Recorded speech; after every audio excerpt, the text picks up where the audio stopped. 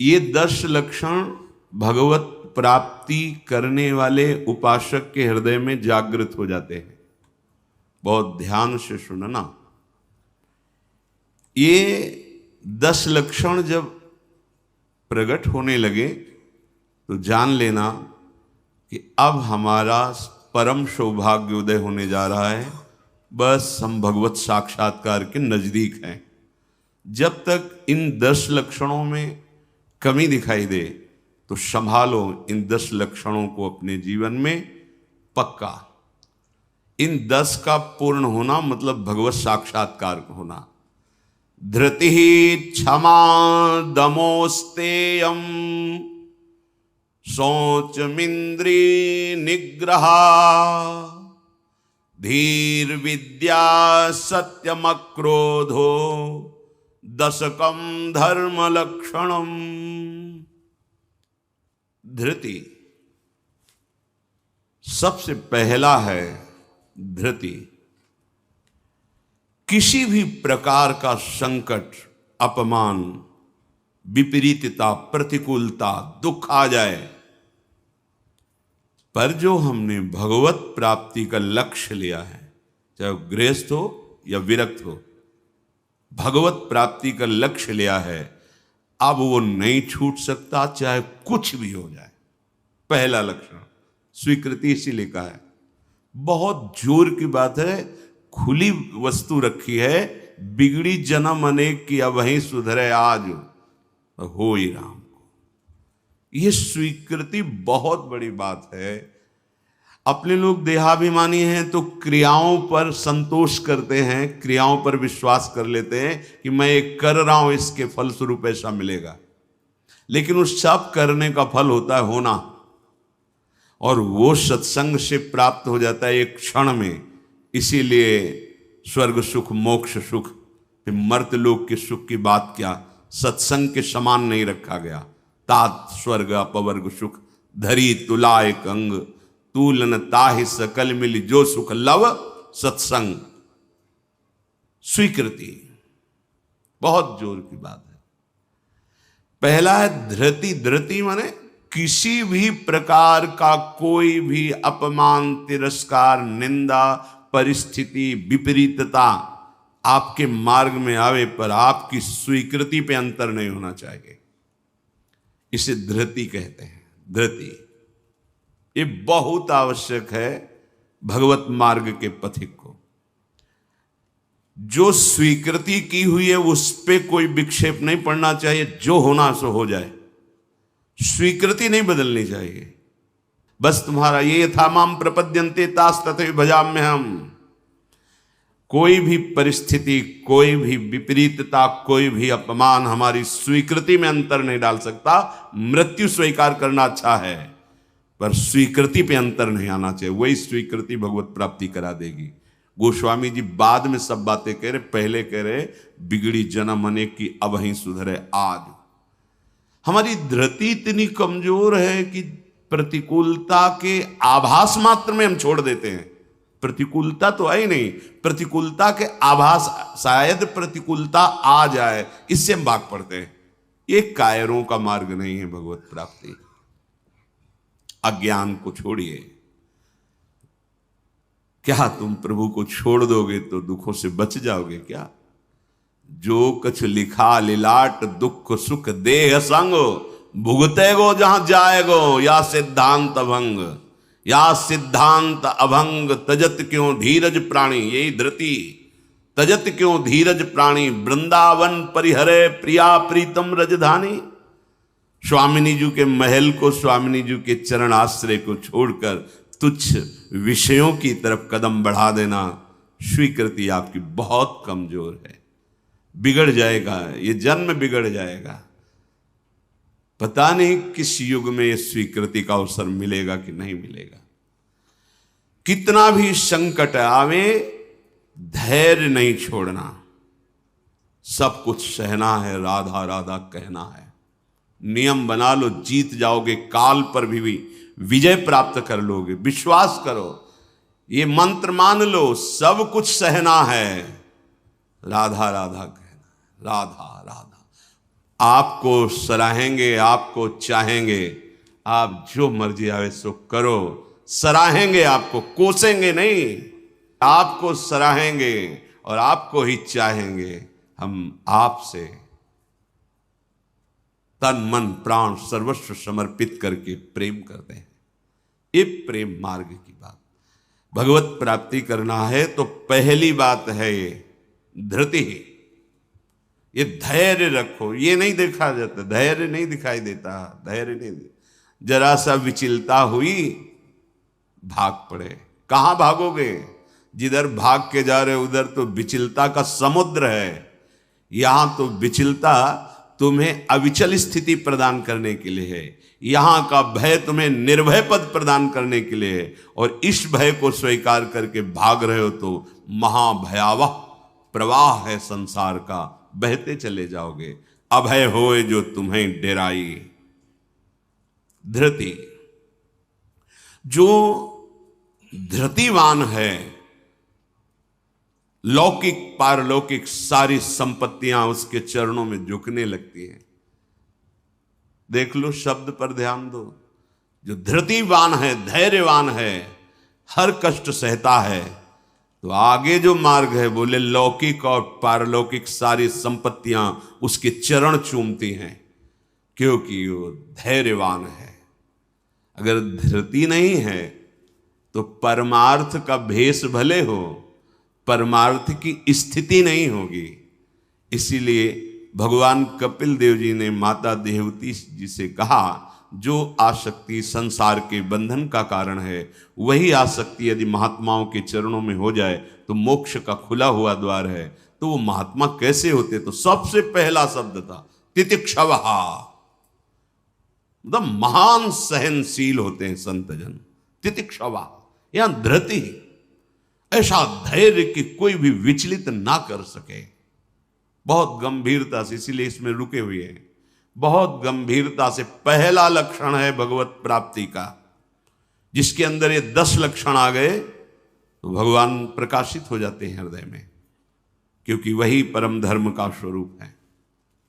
भागवत धर्म में चलने वाले या कोई भी धर्म स्वीकार करे तो धृति जरूर आनी चाहिए। अगर धृति नहीं, आप पातिव्रत धर्म, एक पत्नी व्रत धर्म, जो जहां जिस धर्म में, तो उसको धैर्य धारण करना पड़ेगा। बिना धृति के धर्म का पालन नहीं होता।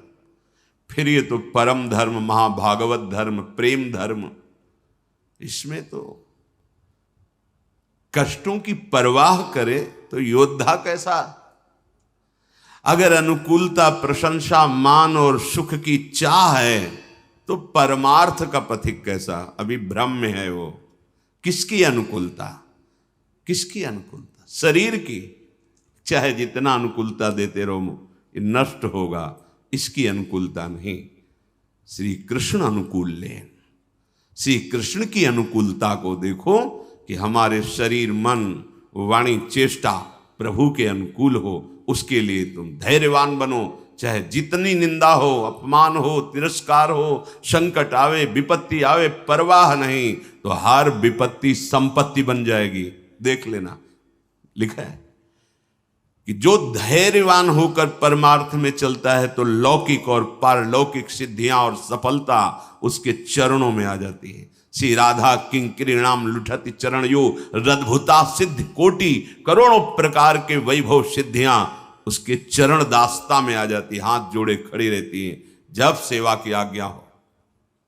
दूसरी बात है, दूसरा लक्षण है क्षमा। अपने साथ कोई बुराई कर रहा है, भगवत प्राप्ति करनी तो संसारिक आदमी इन बातों को समझ भी नहीं सकता, क्योंकि उसका उद्देश्य अंतःकरण धर्म में अहम ममत्व स्थापित करके भोगों को भोगना और उसी में सुखी होना है। अभी अज्ञान है, वो नहीं समझ रहा। ये परमार्थ के पथिक की बात है। क्षमा, ये इसलिए बोला, वो सामने वाला हमको ऐसा बोलता है, हम चुप रहेंगे। कैसे चुप रह सकते हैं? सामने वाला कौन है? अगर तुम संसारी हो तो संसार है, और परमार्थिक हो तो तुम्हारा आराध्य देव है। तुम्हारी वही तत्व दृष्टि होनी चाहिए जिसकी प्राप्ति के लिए निकले हो। कब करोगे, किस जन्म में करोगे? अभी इसी क्षण से अभ्यास शुरू करो। क्षमा, अपने साथ बुराई करने वाले को दंड देने या दिलाने की पूरी शक्ति होने पर भी, दंड देने या दिलाने की आज्ञा करते ही विध्वंस मच जाएगा, ऐसा होने पर भी ना तो शरीर से दंड दे, ना वचन से दंड दे, ना किसी से प्रेरित करके दंड। हम तो नहीं करेंगे, पर तुम देखो, तुम हमारे शिष्य हो, हम तो सह गए, तुम्हें नहीं सहना चाहिए, जाओ। तो बात एक ही हो गई, बात एक ही हो गई। आप उसको दंड देना चाहते तो आपके अंदर क्षमा बल नहीं है। करत जे अनशहन निंदक तिनहु पे अनुग्रह। ना इस लोक में तुम्हें दंड मिलेगा और ना परलोक में दंड मिलेगा। मेरे अपमान, मेरे निरादर, मेरी निंदा, मेरे तिरस्कार का तुम्हें कहीं दंड ना मिले। तुम्हारी बुद्धि शुद्ध हो, स्वस्थ रहो और भगवान प्रसन्न हो। ये है परमार्थ के पथिक का हृदय। विचार करो, जो अनशहन करके निंदा कर रहा है, अपमान कर रहा है, तिरस्कार कर रहा है, उसके लिए ठाकुर हरिदास जी के कोड़े पे कोड़े वो बरसा रहे निर्दयी और कह रहे हरि बोल कहता है। तब ऐसी पीड़ा में भी मुस्कुरा के कहते हैं भगवान बड़े कृपालु हैं, तुम्हारा मंगल करेंगे, क्योंकि तुमने भी कहा हरि बोल। तो ये 2 अक्षर हरि नाम तुम्हारी जिह्वा पे आया, अब मुझे विश्वास हो गया कि भगवान तुम्हारा मंगल कर देंगे। ये है महाभागवत की स्थिति। कितना भी अपमान, कितना भी क्लेश या निंदा करे, उसके लिए ना मन से अमंगल भाव हो, ना वचन से हो। देखो, पूरी शक्ति है, पर ऐसे महापुरुष हुए हैं कि अगर वो संकल्प कर ले तो क्या ना हो जाए। इतना उनके पास भजन बल है, तप बल है। साधारण आदमी उनका अपमान करके पीट के चला जाता, वो बताते भी नहीं कि किसने पीटा है, कभी नहीं। वो कभी लौट कर भी नहीं देखते किसने ऐसा क्यों किया है। क्यों? क्योंकि अगाध बोध संपन्न महात्मा जैसे अपने हाथ से, अपनी दांत से अपनी जिह्वा, अपने द्वारा कोई चेष्टा जो अपने को पीड़ा पहुंचा दे, किसको दंड देंगे? ऐसे आत्मस्वरूप सर्वत्र अनुभव करते हैं। इसलिए राग द्वेष रहित महात्मा के हृदय में ये आता ही नहीं है कि इसको दंड दिया जाए। अपने साथ बुराई करने वाले को दंड देने दिलाने की पूरी शक्ति रहने पर भी उसको दंड देने या दिलाने की भावना मन में भी ना आए और उसके हर अपराध को सहकर यथोचित चेष्टा करे कि उसको सुख पहुंचे, उसे भगवत साक्षात्कार होता है। उसे क्षमा कहते हैं। श्रीपाद प्रबोधानंद जी ने भी कहा, नीचापमानम शुद्धा। नीच शब्द इसलिए कि आप उससे महान हैं, आप उस पर शासन कर सकते हैं, आप उसको दंड दे सकते हैं, पर उसके द्वारा किए हुए अपमान को सह गए। कैसे? अमृत मान करके। अमृत, नीचा अपमान। जब कोई गाली दे, निंदा करे, अपमान करे, तब ये बात आवे भगवान इसका मंगल करे। ये भक्त हृदय होता है। अनुकूलता में तो सबको आशीर्वाद देने के लिए तैयार हो जाएगा। प्रतिकूल परिस्थिति में भगवत भाव युक्त हृदय होकर कोई अमंगल सोच भी उसके लिए ना करना, ये होता है। देखो, सर पे प्रहार किया नित्यानंद महाप्रभु के, जो जगाई मधाई के चरित्र में आता। महाप्रभु जब चैतन्य देव ये देखा तो सहन नहीं कर पाए, कैसे महाभागवत के प्रति ऐसा अपराध। क्रोधावेश तो चरण पकड़ लिए नित्यानंद महाप्रभु ने कि चैतन्य महाप्रभु का, प्रभु ये आपकी विशेष कृपा के पात्र है। नाथ, आपका अवतार दंड देने के लिए नहीं हुआ, आप कृपा कीजिए। ये आप कह दो कि वो तो अवतारी पुरुष हैं, तो हम किनके बच्चे हैं? हम किस मार्ग में चल रहे हैं? हम उन्हीं के तो बच्चे हैं, उन्हीं की तो अंश हैं, उन्हीं की तो शरण में है। वही नाम जो बोल रहे हैं वही तो हमें दे रहे हैं, कोई दूसरा नाम थोड़ी दे रहे। वही कृष्ण नाम दे रहे हैं, वही राधा नाम दे रहे हैं, जिसमें ऐसी अपार सामर्थ्य है। वो तो स्वयं प्रभु हैं, पर हम कौन हैं? उन्हीं प्रभु के तो अंश हैं, उन्हीं प्रभु के बच्चे हैं, उन्हीं के चरण शरण में हैं। उन्हीं के वचनों के अनुसार चले तो वैसी ही कृपा का अनुभव होने लगेगा। क्षमा। पहला धृति, दूसरा क्षमा। तीसरा है दम। दम कहते हैं इंद्रियों को विषयों से हटाकर प्रभु में लगाना। ये भगवत प्राप्ति के लक्षण वाले महापुरुष का जो भाव है। दम, दमन करना। हमारी इंद्रियां बहिर्मुख होकर भोग भोगना चाहती हैं, इनका स्वभाव बन गया है। दुर्वासना मम सदा परिकर्षयन्ति।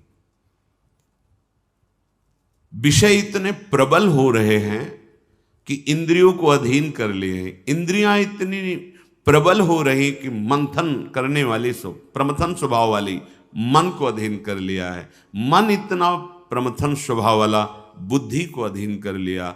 अब बुद्धि विषय में सुख मान करके सब छूट दिए हैं, तो इंद्रियां मन विषयों में विचरण कर रहे हैं। जो भगवत प्राप्ति करने की लालसा वाला उपासक है, वो दम रूपी सद्गुण से युक्त होता है। दम अर्थात दमन करना, इंद्रियों का दमन करना। थोड़ा कठिन है। कामा संजायते क्रोधा, क्रोधा स्मृति विभ्रमा। जब हमारी कामना बन जाती है कि ये मैं भोग भोगूं और उसमें बाधा पड़ती तो क्रोध आ जाता है। बस ये कामना संकल्प न बनने पावे तो बहुत जल्दी निवृत्त हो जाएंगे। संकल्प बनने का समय हम देते हैं।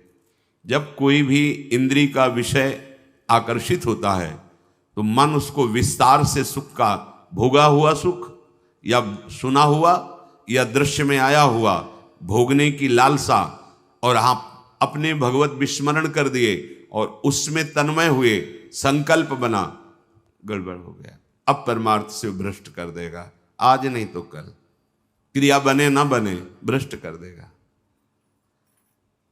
संकल्प ही न बनने पाए। संकल्प बनने की छूट कब देते हैं? जिस समय हम ये भूल जाते हैं कि हमारा लक्ष्य भगवत प्राप्ति है। हम भोगों में सुख बुद्धि करके भगवान से विमुख वृत्ति के द्वारा संकल्प बना लेते हैं धैर्य से।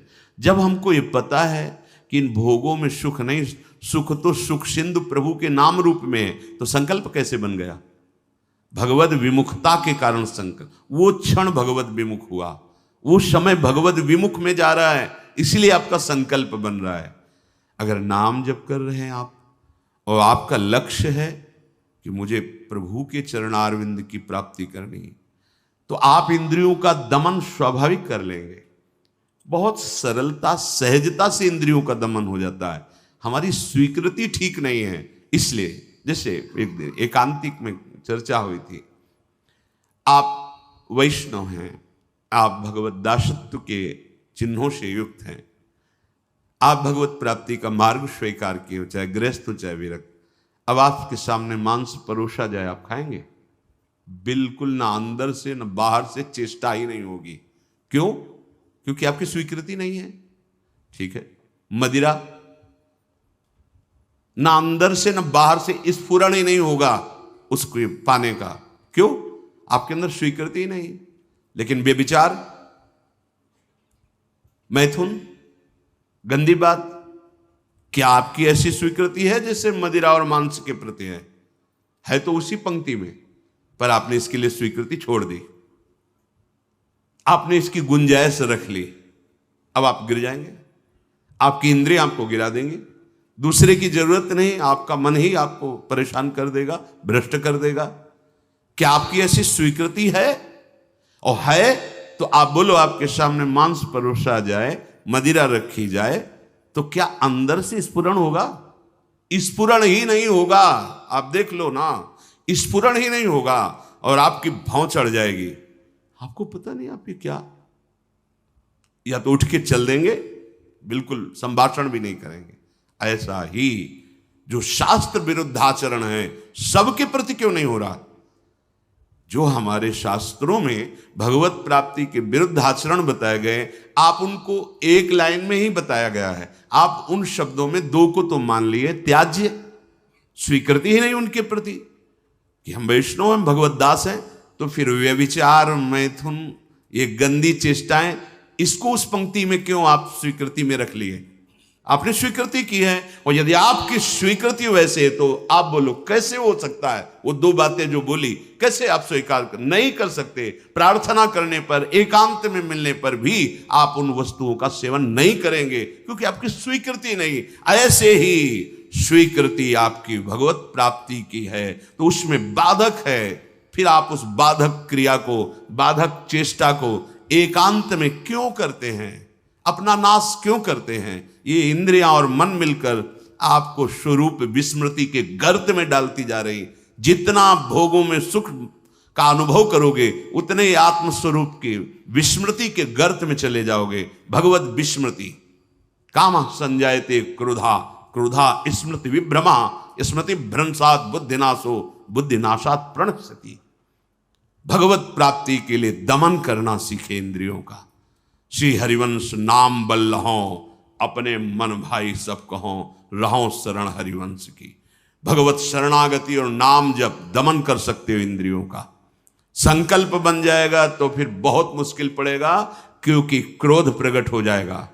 जिस इंद्री के संयोग सुख में आप तन्मय हो रहे हो उस इंद्री सुख में बाधा पड़ेगी तो आपके अंदर राक्षसी भाव जागृत हो जाएगा। आप कुछ भी कर सकते हो, उस समय मन आपको अपने अधीन किए, आप राक्षसी बुद्धि से युक्त हो जाओगे। बहुत सावधान। दम, पहले ही हमारा निश्चय है भगवत प्राप्ति, हम प्रभु से मिलने के लिए चले तो जो प्रभु के भाव में डूबे हुए महापुरुष जनों ने निषेध किया ये नहीं, उसको बिल्कुल वैसे ही देखो जैसे और निषेध पदार्थ हैं। दम शब्द से है इंद्रियों का निग्रह, पर इंद्रियों का निग्रह होता है मन के द्वारा, और मन इंद्री दोनों मिल मना खष्टान इंद्रियाणि प्रकृति स्थान कर सेती, तो बची बुद्धि। अब बुद्धि शुद्ध हो तो मन पर अंकुश लगावे, लगाम खींचे तो इंद्री रूपे घोड़े सहज मार्ग में आ जाएं। सहज मार्ग है भगवत मार्ग, विषम मार्ग है संसार मार्ग। बहुत सावधान। और बुद्धि तभी शुद्ध रहेगी जब हर क्षण प्रभु का स्मरण करेगी। भगवान से वियोग प्राप्त हुई बुद्धि, वियोग माने भगवान से विलग हुई बुद्धि शासन नहीं कर सकती मन और इंद्रियों पर, और भगवान से योग को प्राप्त हुई बुद्धि इनको अपने शासन में रखेगी। तो बुद्धि योग कैसे बने? तो तेसाम सतत युक्तानाम भजताम प्रीति पूर्वकम तो ददामि बुद्धि योगम तम येन माम उपयांति ते। श्री भगवान के वचन। अगर तुम सतत भजन कर रहे हो तो बुद्धि भगवान से युक्त हो जाएगी, भगवान में तन्मय हो जाएगी, इतनी सामर्थ्यशाली हो जाएगी, जहां चाहेगी वहीं रथ को खड़ा कर देगी। लगाम है मन, घोड़े हैं इंद्री, शरीर है रथ, बैठा है जीवात्मा और हाँक रहा है सारथी बुद्धि। ईश भजन सारथी सुजाना, अपने आराध्य देव का सतत भजन मानो सुजान सारथी मिल गया है। अब मन रूपी लगाम को शासन में, तो घोड़े अपने आप सही मार्ग में। इंद्रियों का दमन अर्थात मन का निग्रह, अर्थात बुद्धि का परमात्मा में निरंतर जुड़े रहना। निश्चय में भजन होना चाहिए, बुद्धि कार्य निश्चय, भजन न छूटे। जीत गए आप तीसरे गुण दम को प्राप्त हो गए। चौथा अस्तेय, चोरी का स्वभाव ना होना। मन से, वाणी से, शरीर से किसी भी प्रकार की चोरी ना करना। फूल लेने जा रहे हैं प्रभु, जनक जी के यहां निमंत्रण में आए हैं, विश्वामित्र जी को आमंत्रित किया गया है। फूल केवल है, कोई और वस्तु नहीं है। पर आप देख लीजिए उस प्रसंग में प्रभु मालियों से पूछते हैं, क्या मैं अपने गुरु सेवा के लिए कुछ पुष्प ले सकता हूं? स्वीकृति दी। हमारा स्वभाव बिगड़ गया है, बहुत सावधानी की जरूरत है। सोचते हैं कि हम चोरी करके दूसरे का धन, दूसरे का सुखी हो जाएंगे, कभी नहीं होगे। अधर्माचरण करने वाला कभी, आपको थोड़ी देर हर्ष होगा, हर्ष शोक में परिणित हो जाएगा, शोक भयानक दुख पैदा कर देगा। बहुत सावधान, सिद्धांत को समझो और भगवत मार्ग में चले हो तो ऐसा होना ही नहीं चाहिए किसी भी तरह से। और ये वस्तु बहुत अच्छी लग रही है, नहीं, आज जो हमारी व्यवस्था कर रहा है कल व्यवस्था, हम व्यवस्था के लिए भगवत मार्ग में आए क्या? हम तो भगवत आनंद के लिए आए हैं। शरीर और मन प्राण उनको समर्पित है, वो जाने। किसी भी तरह की मन से, वाणी से, शरीर से चोरी नहीं होनी चाहिए। दूसरे की बात हम सुनी तो सुन करके उसे अनुभव में उतारें, सुन के उसको दूसरों को बोलकर प्रभावित कर लेना, यह भी चोरी हो गई। महापुरुषों की बात, अमुक संत ने अमुक बात कही है, हम सब मिलकर उस पर चले भगवदानंद का अनुभव करने के लिए। अगर हम उस बात का केवल प्रयोग करते हैं दूसरे को प्रभावित करने के लिए और वासनाओं की पूर्ति के लिए, यह भी चोरी है। वो बात हमारे अंतःकरण को भगवदाकार करने के लिए है। सत्संग में उस बात को इसलिए कहते हैं कि वो बात हम सब धारण करें और भगवदानंद को प्राप्त हो। किसी भी तरह का मन में या तन में या वचन में ये छुपाव भाव, ये चोरी भाव, हम चाहते कुछ हैं और वाणी से कुछ बोल रहे हैं, वो ठीक नहीं है। अस्तेय, बिल्कुल छुपाव का भाव, चोरी का भाव नहीं होना चाहिए, न मन से, न वाणी से, न शरीर। भगवत प्राप्ति करने वाला उपासक जो मन में होता है वही वाणी में होता है, वही चेष्टा में होता है, तीनों में एक होगा। और जो विषयी जीव होता है उसके मन में कुछ और होता है, वाणी से कुछ और बोलता है, चेष्टाएं कुछ अलग दिखती है, ये ठीक नहीं है। जो मन में एक, वचन में एक, आचरण में वही, तीनों का मिलान कर लो, वही होता है अस्तेय। पहला था धृति, दूसरा क्षमा, तीसरा दम, चौथा अस्तेय, पांचवा है शौच। शौच कहते हैं पवित्रता को। उपासक को बाहर और भीतर दोनों से पवित्र होना चाहिए। अब सुंदरता बढ़ रही है लेप आदि से, वैसे पवित्रता नष्ट हो रही है, पवित्रता नहीं मिलेगी। शौचाचार का ज्ञान ही नहीं है, पशुता बढ़ रही है, पशुता। वही जूते पहन करके लघुशंका गए हैं, अवसर लगा तो उसी में शौच हुआ है, और वही जूते पहन करके भोजन पा रहे हैं, तो बुद्धि क्या हुई? पशुता आ गई, राक्षसीपना आ गया। आहार के समय पूज्य भाई जी महाराज और ग्रंथों में और बड़े संतों से बहुत पवित्र विचार होने चाहिए उस समय। खास करके आहार के समय तो आपको बहुत सावधान रहना है, क्योंकि जैसे भाव में आहार पा रहे हो उसी का वो बढ़ावा कर देगा। पवित्र आहार, पवित्र चिंतन करते हुए, इसलिए पहले भगवद अर्पित किया जाता है, एक एक कवल नाम जप करते हुए। बहुत सुंदर 24 घंटे उसका देखना प्रभाव बहुत सुंदर पड़ेगा।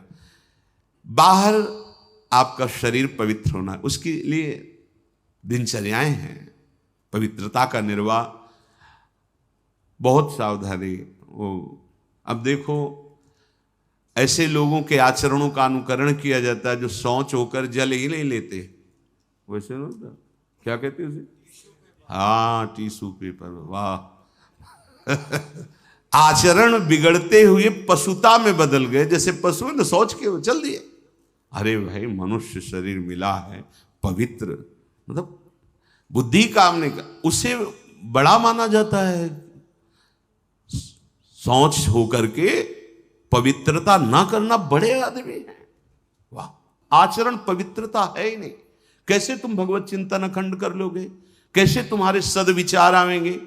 बाहरी और भीतरी दोनों पवित्रता चाहिए। बाहरी पवित्रता ये जल से, मिट्टी आदि, रजा। देखो, चाहे जितना आप साबुन लगाओ हाथ में, बाद में थोड़ी रज का प्रयोग जरूर करो। रज से पवित्र माना, जिससे वो इतनी बड़ी बोतल में क्या आता है, डिटॉल वाला, वो नहीं होता, उससे हाँ जो हैंड वॉश जो भी ऐसे ऐसे धो लिए, माना ठीक, अच्छा है, पर रज का प्रयोग जरूर करें। थोड़ी रज लेकर हाथ, बिना रज से आप पवित्र नहीं माने जाएंगे। आप जैसे साबुन वगैरह तो करो, हम कहते करो, पर इससे आप रज का प्रयोग जरूर, एक बार ही सही, पर ऐसे और रज आएगी तो नाली जाम हो जाएगी, और ऐसा नहीं, हम करें थोड़ी तो प्रयोग करो रज का।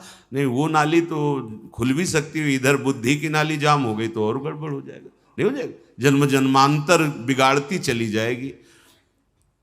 अब कैसे समझाएं, मतलब बड़ा समय विचित्र आ रहा है। लघु शंका में बैठना है तो जो शौच की सीट उसी पे बैठना है, किए लघु शंका और निकले उछल दिए।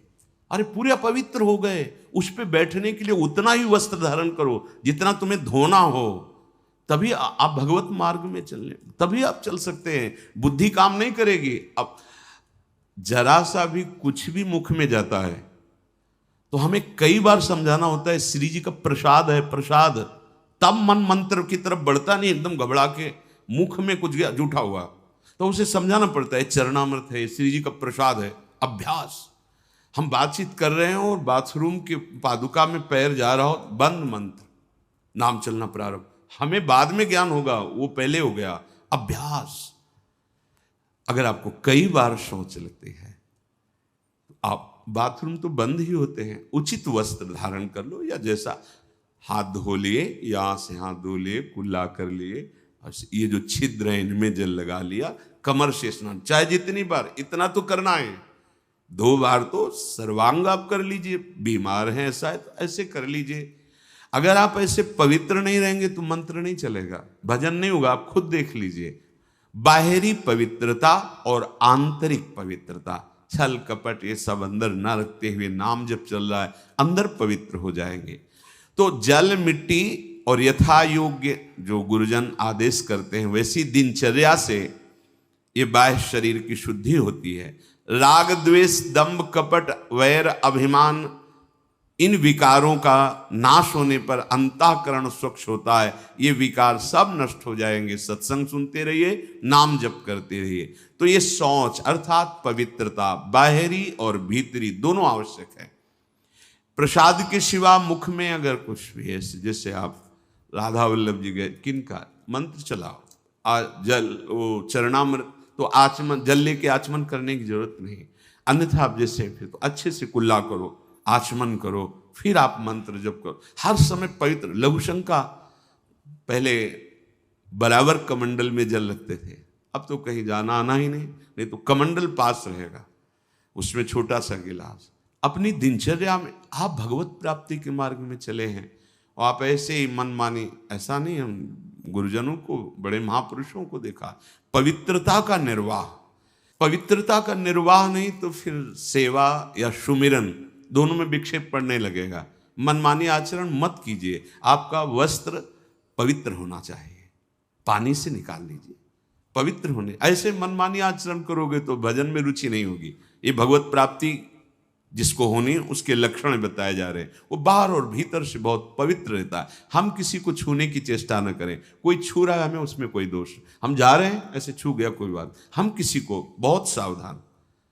हमारे अंदर मंत्र चल रहा है, हमारे अंदर भजन चल रहा है। अब वो उसकी दिनचर्या क्या है, वो कैसे पवित्रता का निर्वाह करता है। तो अगर वो हमसे ऐसे धक्का लगे तो हम उस अपने को नहीं मान, हम अपनी तरफ से चेष्टा नहीं करते।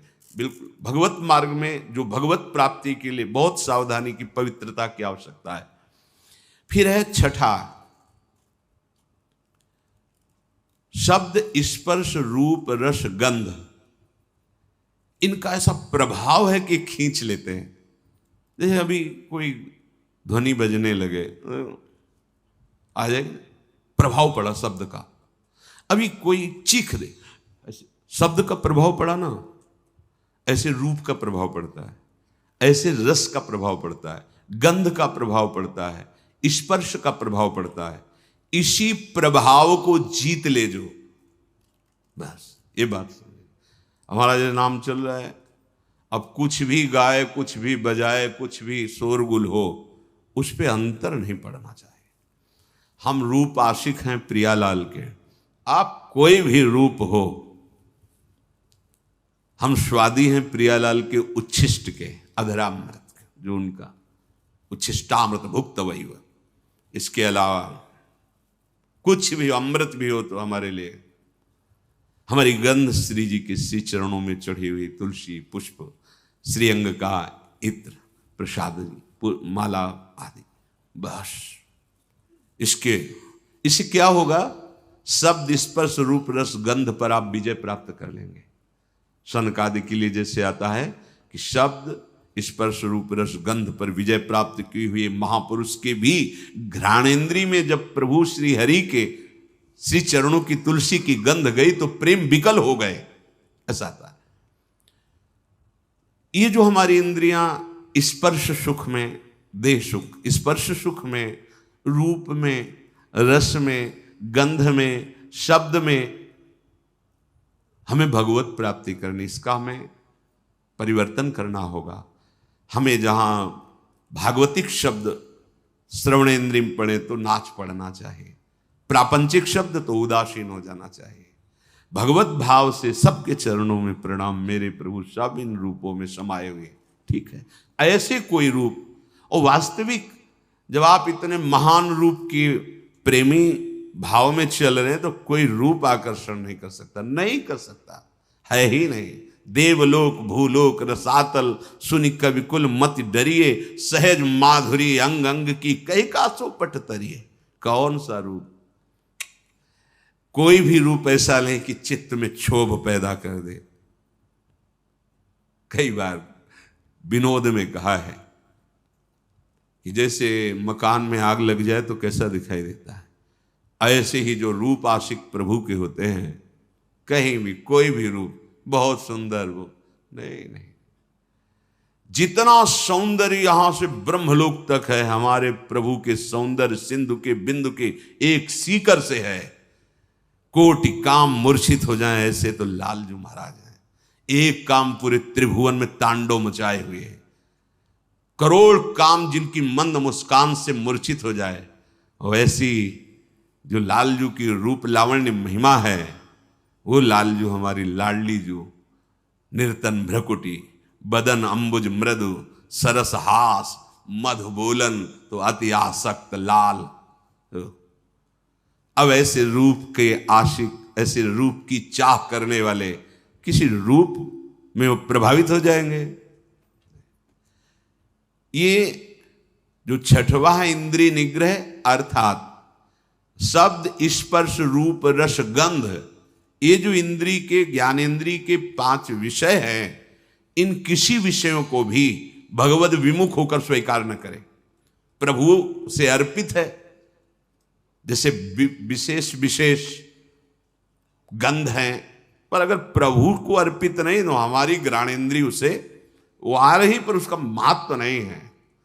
और प्रभु में अर्पित है, हमारी प्रियाजू के श्री चरणों में चढ़ा हुआ है, ये पुष्प है, ये इत्र है, ये माला उनके श्रीअंग, अहो भाग्य, अहो भाग्य, बार बार वो जीत जाएगा। फिर उसके घ्राणेन्द्रिय को लुभायमान नहीं कर सकता। श्रवणेन्द्रिय यदि प्रभु के जस को सुनने के लिए बावरों सो रस में फिरे, खोजत नेह की बात, तो विश्व का कोई भी शब्द उसे आकर्षित नहीं कर पाएगा। और रसेंद्रिय यदि प्रभु का केवल उच्छिष्ट भोगती है, वाकेंद्रिय केवल प्रभु के जस में है, आप जीत गए शब्द स्पर्श रूप रस गंध। बहुत सुंदर बात है, हम यहीं फंस जाते हैं।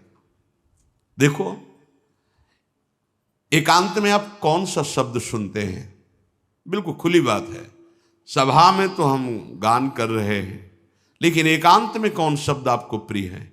अगर एकांत में आपको नाटक, नौटंकी, नाना प्रकार के प्रापंचिक विषय सुनने और देखने में रुचि है, तो अभी आप इंद्रिय निग्रह नहीं कर पा रहे हैं, अभी आप भगवत दर्शन की लालसा वाले उपासक नहीं हैं। समझिए, आपका लक्ष्य भगवत प्राप्ति है। आप अपने मन को समेट कर इंद्रियों सहित भगवान के चरणों में समर्पित करने की तैयारी कर लिए, आप कुछ नहीं। अब तो विश्वम्भर भगवान को समर्पित कर दो, पूरा विश्व वो देखे, आप उनको देखो, आप उनके चरणों का चिंतन करो। ये जो भगवत प्राप्ति के लक्षण की बात है, ये जन साधारण नहीं समझ सकते, इसलिए सावधान करके कह रहे हैं। आपका लक्ष्य बन गया भगवत प्राप्ति, तो आप ऐसे शब्द ना सुने जो आपके मन को खींच ले, ऐसे रूप को न देखें जो रूप राशि के दर्शन के लिए हृदय लालायित करना चाहते हैं हमारे मन को, हमारी इंद्रियों। ऐसा कोई रस, ऐसे कोई घ्राणेन्द्रिय का विषय, ऐसा कोई स्पर्श जो आपको भ्रष्ट कर दे अपने मार्ग से, सावधान। पर जो भगवत प्राप्ति की लालसा वाला होता है, वो शब्द स्पर्श रूप रस गंध इस पर विजय प्राप्त किए होता है या विजय प्राप्त करना चाहता है। सातवां धी है। धी अर्थात बुद्धि।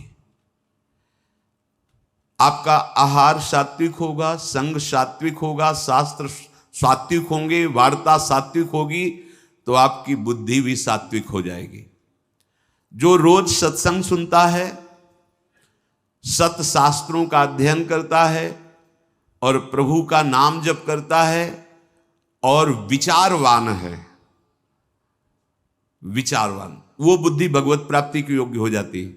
ध्यान दीजिए, जो रोज सत्संग सुनता है, सत शास्त्रों का स्वाध्याय करता है, भगवत भजन अर्थात नाम जप करता है और विचारवान है, कोई भी चेष्टा, कोई भी क्रिया बिना विचारे नहीं, विचार बिना विचारे जे करें चे पाछे पछताएं। हमें विचार करना है, ये जो हम सोच रहे हैं, जो हम करने जा रहे हैं, शास्त्र सम्मत है? नहीं, तो फिर नहीं। जिसमें निरंतर प्रभु में मन लगाने के सहयोग हो, ऐसा बुद्धि निश्चय करने वाली, वो भगवत प्राप्ति की योग्य हो जाती है। हमें वही सुनना है, वही देखना है, वही बोलना है, वही चेष्टा करनी, जिससे हमारा भजन बढ़े, भजन सुरक्षित रहे, भजन पच जाए। ये सारा क्षेत्र बुद्धि का है। बुद्धि में विवेक है, वो बढ़ाएगी भजन, बचाएगी और पचा लेगी। जैसे भजन का भी अपच होता है, मैं इतना इतना, तो आगे दिखाएगी, देखो वो महापुरुष इतना भजन, इतने दैन्य, धिक्कार है हमारे जीवन को, अभी उतना तो है नहीं, अहम ऊपर से आ रहा है, वो दबाती रहेगी, तो भजन पचता रहेगा। कौन सी बुद्धि? जो रोज सत्संग सुनती है, शास्त्र स्वाध्याय, नाम जप और विचारवान है, ऐसी बुद्धि भगवत प्राप्ति की योग्य हो, अर्थात निश्चय। अगर बुद्धि विषयों में लगी हुई है, धन संपत्ति मान को श्रेष्ठ मानती है, तो ये निश्चय ही नहीं कर पाएगी कि परमात्मा प्राप्ति करना है। भोगेश्वर प्रसक्ता नाम तया प्रहत चेतसाम व्यवसायत्मिका बुद्धि समाधो न विधीयते। आठवां है विद्या। जैसे प्रश्न आता है कि जब भजन मार्ग में चलना है तो पढ़ना लिखना सब व्यर्थ ही है, क्यों पढ़े लिखे? क्योंकि आजकल ऐसी विद्या पढ़ाई जाती है, ऐसी पढ़ाई जाती है। हम उस विषय पे नहीं जाते, हम ये जाते हैं कि यदि आपको अक्षर मात्रा इनका सब ज्ञान नहीं है, तो आपको हो सकता है कि सत्संग सबके सौभाग्य में तो नहीं है ना, तो आप ऐसे गीता पृष्ठ या बहुत जगह से महापुरुषों की वाणियां हैं, अगर आपको अक्षर मात्रा का ज्ञान नहीं तो आप कैसे पढ़ पाएंगे? अगर आपको ये लौकिक विद्या जो काखा गगा है, इसमें ब्रह्म विराजमान है। कई बार ये वार्ता हुई कि जैसे भगवान कण कण में विराजमान है, ऐसे हर अक्षर में विराजमान है। आ ब्रह्म का स्वरूप माना गया है। का, खा, गा, घा, आ निकलता है ना, ज्ञा तक निकलता है। आप जो विद्या पढ़ रहे हैं साक्षात ब्रह्म स्वरूप है। जो आप जानकारी ले रहे हैं, वो सृष्टि की जो ले रहे हैं, वो ब्रह्म स्वरूप है। उसे आप भजन से अलग मत मानिए, ध्यान देकर पढ़िए। हाँ, अब पढ़ लिख करके उद्दंडता करना, कपट करना, हिंसा करना, चोरी करना, तो होगा कि क्या हुआ तुम्हारी पढ़ाई से? आप विद्या से, जैसे विद्या विनयम ददाति, विनम्र होता है, गंभीर होता है, बुद्धि उसकी निर्णायक होती है, प्रवीण होती है। पर यदि भ्रष्ट आचरण करोगे तो वही विद्या अविद्या का रूप धारण कर लेगी। तो विद्या निषेध नहीं है, अविद्या निषेध है। आप खूब अच्छे से पढ़िए, आप खूब पदाधिकारी बनिए, समाज की सेवा करिए, आप जानकारी लीजिए, ये जगत भगवत स्वरूप है। अगर आप अभी से प्रमाद कर लिए तो भजन में स्थिति है नहीं। हम देखते हैं जो बच्चे पढ़े लिखे हैं ना, एक बार समझा दो तो कदम सोच समझ के रखते हैं। हाँ, हम ये कहते हैं यदि ऐसी रति है कि राधा राधा राधा राधा राधा सत्संग और नाम जप करते हुए आप, तो सच्ची मानिए सब शास्त्रों का ज्ञान अपने आप हो जाएगा। पर ऐसा बहुत ही कठिन है, कोई बिरला ऐसा जो ऐसे चल पाए, नहीं तो इसलिए पढ़ना आवश्यक है। विद्या, जब आपके अंदर अक्षर मात्राओं का ज्ञान होता है, उसमें विषय भी रखे जाते हैं। आप संस्कृत पढ़ सकते हैं, आप ये पढ़ सकते हैं, आप ये अलग अलग विषय रखे जाते हैं। जैसे अपने जब पढ़ रहे थे तो एक विज्ञान का विषय था और एक आर्ट का विषय था, कॉमर्स का विषय था, नहीं, अलग अलग, कि आप संस्कृत ले सकते हो, आप अंग्रेजी ले सकते, ऐसे कई विद्या। अगर हमको अक्षर मात्रा और ठीक ज्ञान है तो हम वेद का स्वाध्याय कर सकते हैं, आगे हम संस्कृत पढ़ें, हम अपने शास्त्रों को पढ़ सकते हैं। अब ऐसा क्या कि शास्त्र तो आते नहीं, भजन में रुचि नहीं, तो आपके अंदर ज्ञान स्फुरित कैसे होगा? हम उन महात्माओं को देखकर बोला कि का नहीं पढ़े लेकिन एक क्षण भी नहीं नाम छोड़ रहे, तो सारा ज्ञान जागृत हो गया उनको। यही अपने वृंदावन में पूज्य मथुरा दास जी थे, वो खुद कहते थे, ए जी हमने कभी स्कूल का मुंह नहीं देखा, अर्थात कभी स्कूल नहीं गए, ओ 50-50 श्लोक महाभारत के एक साथ बोलते चले जा रहे हैं और फिर नंबर बाय नंबर उसका अर्थ बताते चले जा रहे हैं। ये सब क्या हो रहा है? बड़ा विचित्र है। जब हमारा चित्त प्रभु में जुड़ जाता है तो प्रभु पूर्ण है, तो कोई भी ऐसा ज्ञान नहीं जो उसके अंदर, पर अभी खेलने कूदने की अवस्था में प्रमाद स्थिति के कारण वो आड़ लेते हैं कि हम भजन करेंगे और विद्या नहीं पढ़ते, इसलिए पढ़ना चाहिए। पढ़ो, अब हमारी समझ में आया है कि पढ़ो, अपने को पहले दिनचर्या में लाओ, माता पिता के अधीन रहो, शास्त्र की बातें समझने के लिए विद्या का अध्ययन करो, कोई पद मिलता है तो समाज सेवी बनो, अधर्म का त्याग करते हुए धर्म पे चलने वाला महात्मा ही माना जाता है, चाहे वो गृहस्थ में हो चाहे विरक्त में हो। इसलिए विद्या ही अध्यात्म विद्या की तरफ ले जाती है। आप पढ़े लिखे हो, हमारी बात समझ रहे हो? नहीं, समझ नहीं पाओगे। अब पढ़े ही नहीं तो निवृत्ति का अर्थ क्या समझ पाओगे? पढ़े ही नहीं तो प्रवृत्ति का अर्थ क्या समझ पाओगे? उनकी बात जाने दो जिनको लोक परलोक से कोई मतलब नहीं है, बस शुरू है भगवान नाम निरंतर, वो सिद्ध महापुरुष। अब कहां वृत्ति है? स्कूल जाने की रुचि नहीं, विद्या पढ़ने की रुचि नहीं, मोबाइल के पूरे इंजीनियर हैं छोटे छोटे बच्चे। हाँ, मतलब अभी इतने बड़े हैं, वो क्या सर्च करना है आपको बोल दो, बस बोलिए, आप वो सर्च किए बैठे। क्योंकि वायुमंडल ऐसा है, वातावरण ऐसा है, 4 बच्चे जहां मिले तो बिना सीखे सब आने लगते हैं, उनको कुमार्गगामी प्रवृत्तियां। इसलिए विद्याध्ययन, शास्त्र स्वाध्याय, तभी वो अध्यात्म विद्या की तरफ बढ़ेगा। जिससे यथार्थ ज्ञान प्राप्त होता है उसे ही विद्या कहते हैं। 9वां है सत्य। सत्य बोले, सत्य आचरण करे, असत आचरण, शास्त्र विरुद्ध आचरण नहीं। असत वार्ता, सत्य क्या है? भगवान है, सत्य नारायण है, सत्य श्री कृष्ण है। भगवत भाव से चर्चा करना, भगवत भाव से व्यवहार करना, ये सत्य आचरण होता है, ये सत्य वार्ता होती है। जैसा अंतःकरण और इंद्रियों में आपने निश्चय किया है वैसा ही बोलिए, उसमें छल कपट करके बनावटी शब्द दंभ वाले नहीं होने चाहिए। यह ध्यान में रखना चाहिए कि आप जो बोल रहे हैं उससे किसी के हृदय में ठेस नहीं पहुंचनी चाहिए। जो बोल रहे हैं उससे दूसरे को लाभ प्राप्त होना चाहिए। जो बोल रहे हैं वो यथार्थ सत्य होना चाहिए, कपट रहित, दोष रहित, अहित करने वाली वाणी नहीं होनी चाहिए। और 10वां है अक्रोध। कोई भी आपके प्रति कैसा भी बर्ताव करे, आपको क्रोध नहीं करना, यह नियम लेना है। इसमें दूसरा था क्षमा। क्षमा और क्रोध में अंतर है। जो हमारे प्रति अमंगल बर्ताव कर रहा है उसका मंगल हो, कभी अमंगल न हो, ये क्षमा है। अब जो हमें क्रोध दिला रहा है तो हमें नियम लेना कि हमें गुस्सा नहीं करना, वो दिलाएगा।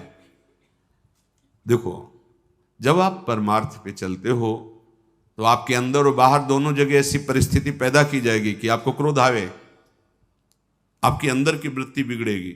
बाहर का ऐसा व्यवहार हो सकता है, आपका साथी, आपका मित्र, आपके पास रहने वाला साधक ही आपसे विपरीत ऐसी चेष्टा, उस समय वो प्रेरित है। आपको देखना है कि इस समय प्रेरित है माया के द्वारा और वो मुझे गुस्सा दिलाने के लिए ऐसा विधान रचा गया, पर मैं गुस्सा नहीं होऊंगा। अगर सह नहीं पाते हो तो मौन हो, भाग जाओ वहां से, मौन हो के भाग जाओ। वीरता मत दिखाओ। गुस्सा करना वीरता नहीं, सह जाना वीरता है, जैसे सह पाओ। बहुत संतों ने इस पर, जहां कोई आपको गुस्सा की बात दिलाने लगे तो अगर आप ये याद कर लोगे कि मेरी परीक्षा हो रही, मुझे क्रोध दिलाया जा रहा है, तो आप संभल जाओगे। पर बस यही रहे कि मेरी परीक्षा हो रही, मुझे गुस्सा नहीं करनी, नहीं, सोचते सोचते फिर कड़वा वचन निकलने लगेगा, फिर मारपीट भी होने लगेगी। पर सोचो अपने साधुओं के साधक होके एक दूसरे को गाली दे रहे, लड़ रहे, ये कोई साधुता है? ये कोई मार्ग? अक्रोध, क्रोध नहीं करना। नियम लेना पड़ेगा ना कि क्रोध नहीं करना, वो दिलाएंगे क्रोध। बड़े विचित्र विचित्र लीलाएं होती। 100 बार थूका, क्रोध नहीं आया, ऊपर से थूका। तो उन्होंने यही कहा कि आपकी तो बड़ी कृपा हुई जो एक दिन में 100 बार मुझे गंगा स्नान करने को मिला, 100 बार हमें स्नान करने का सौभाग्य मिला। ये हो सकता है हमारे साथ व्यवहार ऐसा हो कि जिससे हमें क्रोध आवे तो हमें तुरंत सोचना है, तुरंत वही सोच सकता है जो साधक है, ये मेरी परीक्षा आई है, नहीं मुझे गुस्सा नहीं कर, राधा राधा राधा राधा राधा राधा राधा, भैया राधा, बढ़ो आगे बढ़ो, गुस्सा नहीं कर रही। अक्रोध, अपनी कोई बुराई करके, अपना कोई प्रतिकूल व्यवहार करके क्रोध दिलाना चाहता है। आप अक्रोध, आपको गुस्सा नहीं करनी। क्षमा में और अक्रोध में अंतर है। हम गुस्सा नहीं करेंगे, पर क्षमा उसको मंगल मनाएगी, उसके प्रति कोई प्रतिकूल व्यवहार नहीं होगा और उसका मंगल होगा। मन वचन कर्म से इसको, हमारे प्रति जो अपकार किया, कभी इसको दंड ना मिले, ना भगवान दंड देना या लोक में दंड, उसे क्षमावान कहते हैं। बहुत बड़ा बल है ये साधु का, इसीलिए दूसरे नंबर पे क्षमा। ये जो क्रोध है वो हमें दिलाने की चेष्टा कर रहा है, हम उसका मंगल भी मनाने वाला विषय नहीं। अब हमें इसमें सावधान रहना, गुस्सा नहीं होना। देख लो, आज नियम लियो लोगे, शाम तक कोई ना कोई ऐसा आपको गुस्सा बाहर से नहीं अंदर से आ जाए। परसों मिला था ना, उसने अब जलने लगे, गुस्सा आने लगी। परसों की बात या वर्षों की बात, मन है वो लाएगा अभी। अच्छा ऐसा मतलब, तो हमको क्या समझ रखा है भगवान, मतलब वो मना, गुस्सा रही ना, देखो इतना तो विलंब न करो, तो दंड दो जिसे 4 लोग देखे ना कि वैष्णव अपराध का क्या मतलब होता है। कहां गए, उसी समय अंदर वाली वृत्ति करो, नहीं मुझे गुस्सा नहीं होना, मुझे किसी का मंगल नहीं मनाना, क्योंकि मुझे भगवत प्राप्ति करनी। क्षमा और अक्रोध दोनों में भेद यही है। जो कुछ होता है मन में या बाहरी व्यवहार में, हमको उसे सहना है, क्रोध नहीं करना है। ये जो 10 प्रकार के लक्षण बताए गए, उपासक सावधानी पूर्वक इनको धारण करे। अगर ये लक्षण है तो भगवत प्राप्ति निश्चित है। पुनः पहला है धृति, अर्थात हम ऐसी स्वीकृति में रहें कि कोई भी परिस्थिति हमारी स्वीकृति को न नष्ट कर पावे। हमारा लक्ष्य है निरंतर भजन, हमारी स्वीकृति ऐसी जन्म में भगवत प्राप्ति। दूसरा क्षमा, कोई कितना भी हमारे साथ व्यवहार, हम अंदर से उसका अमंगल नहीं होने, तो आप कहोगे ऐसा कैसे, वहां भगवान बैठे, सच्ची मानना। आपको लगता है वो तो अमंगल करता चला जाएगा, नहीं, तुम्हारी क्षमा सांप से भी बढ़कर उसको शासित करेगी। उमा क्षमा साप होते भारी, अपने कर्म जाय अपकारी। अगर आप लड़ गए, आप ऐसे कटु वचन बोल रहे हैं तो शायद उसका सुधार ना हो, लेकिन आप सह गए तो ये क्षमा जा करके उसको जो दंड देगी वो सुधार पे आए, उसका मंगल नहीं होगा, और उसको ऐसी जलन, ऐसी दंड स्थिति देगी कि वो सुधर करके मार्ग में चलने लगेगा। तीसरा दम, इंद्रियों का, मन का दमन करना, और ये बुद्धि से होता है। जब नाम जप करोगे, बुद्धि योग बना रहेगा, तो मन का भी दमन होगा, इंद्रियों का भी दमन होगा। आस्ते मन वाणी शरीर से किसी भी प्रकार की चोरी ना करना। ये जो लोभ प्रवृत्ति है बहुत सूक्ष्म होती है, बहुत सूक्ष्म होती है। इसको न शरीर से, न मन से, न वाणी से, किसी भी तरह से हमें चोरी नहीं करनी। शौच बाहर और भीतर से पवित्र रहने की चेष्टा करनी है। छठवां इंद्रिय निग्रह, अर्थात शब्द, स्पर्श, रूप, रस, गंध, ये हमें परास्त न कर पावे जो माया जनित है। सातवां धी, अर्थात सत्संग के द्वारा, शास्त्र स्वाध्याय के द्वारा, नाम जप के द्वारा, विचार के द्वारा हम अपनी बुद्धि को प्रभु से जोड़े रहें। विद्या, वही जो अध्यात्म विद्या तक पहुंचा दे। नवा सत्य, यथार्थ, प्रिय, हितकर भाषण, और सत्य हैं प्रभु। अगर प्रभु को लेकर आप वार्ता करते हैं, प्रभु को लेकर के आप अपने कार्य करते हैं, तो सब भगवत स्वरूप हो जाते हैं। 10वां अक्रोध, किसी भी परिस्थिति में गुस्सा ना करना। अपने लोगों को रहता है कि गुस्सा से सुधार हो जाता है, मुझे लगता है कि नहीं होता। कि नहीं, जैसे हम गुस्सा करते हैं तो सब संभल जाते हैं, नहीं होता।